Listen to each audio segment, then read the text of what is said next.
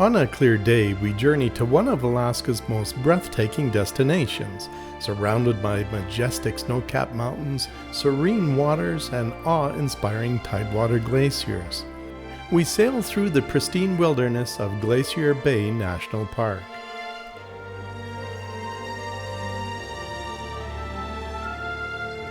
The Alaska Panhandle lies on a spectacular coastal mountain range. Its border with Canada largely follows along high peaks, where the watershed divides between flowing to the Pacific Ocean and flowing inland to the Yukon or British Columbia. We gently cruise through the bay, admiring 5 tidewater glaciers, and the views from the ship are incredible. On this beautiful day, I capture what may be my most beautiful footage. Glacier Bay became a protected area in 1925, then a national park in 1980, and a UNESCO World Heritage Site in 1992.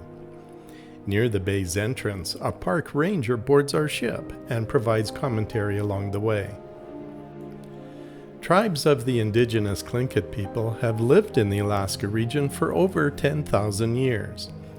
Between 1550 and 1850, the world experienced a little ice age, a 300-year period of global cooling that triggered significant glacier expansion around the globe. During this time, the Tlingit people lived in Glacier Bay, but as the massive glacier advanced down the valley, it eventually forced them out and into nearby areas. Notice the carved lines on the mountain rock. They're scars left behind by the immense glacial ice when it advanced down this valley, carrying rock and debris that acted like sandpaper. In 1794, Captain George Vancouver sailed here, witnessing the glacial ice blocking the entrance of the bay. As the Little Ice Age ended, the glaciers began retreating rapidly in the late 1700s. By 1879, naturalist John Muir arrived to see the ice had already retreated more than 40 miles, almost 2/3 the length of the bay in 85 years. The glacial retreat has continued ever since. Along these valleys, we see numerous glaciers, reminding us of the massive ice sheet that once filled this whole area just 230 years ago.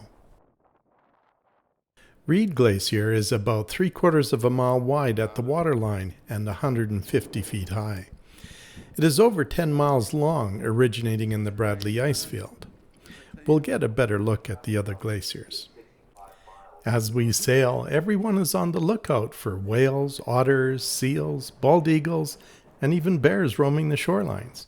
Binoculars are definitely necessary, and wildlife is difficult to spot and even harder to catch on camera. We are now sailing into the farthest end of Glacier Bay, called the Tar Inlet.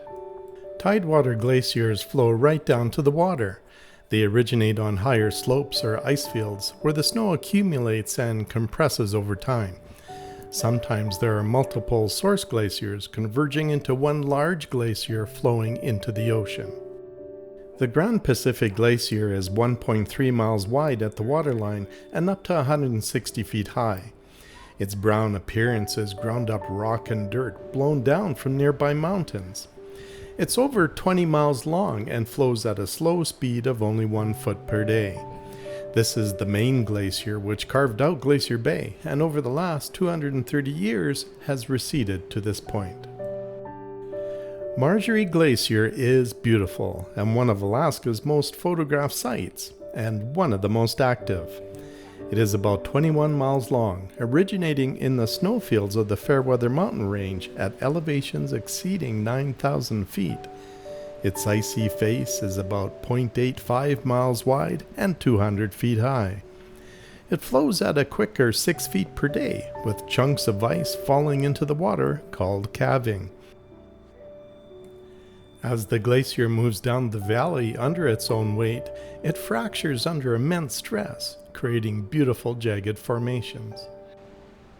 The ship stops here for a while, allowing us to observe its beauty, and if we're lucky, some calving activity.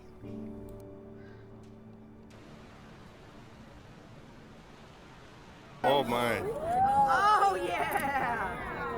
Wow, Megan. Wow! A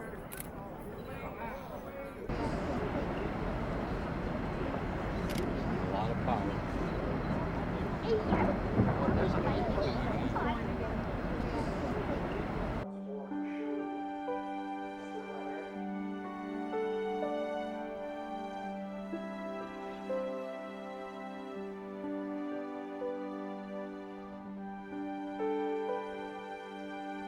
Lamplugh Glacier is 0.9 miles wide at its face and about 165 feet high. Fed by the Bradley Icefield just behind it, the glacier is over 19 miles long and flows up to 1 foot per day. The icefield appears to be shrinking and the glacier is receding. Its ice face is now grounded, and only with high tides does the water reach it.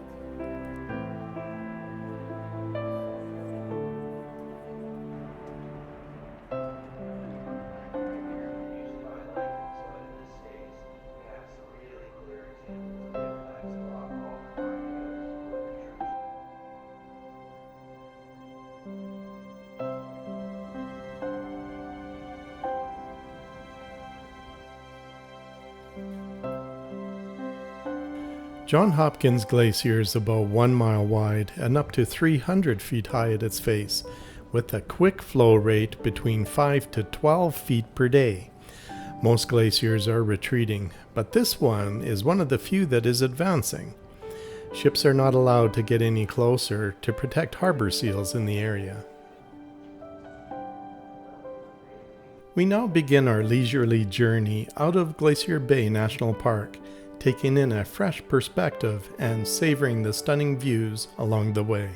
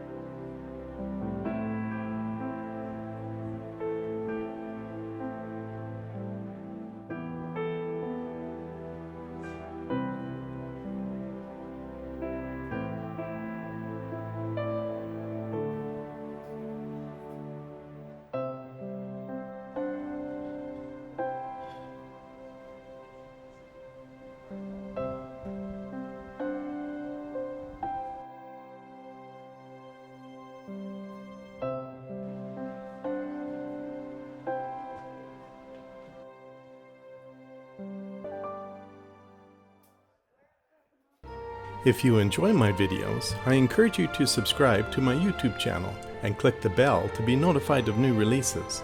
It's free, and sharing with your friends is much appreciated.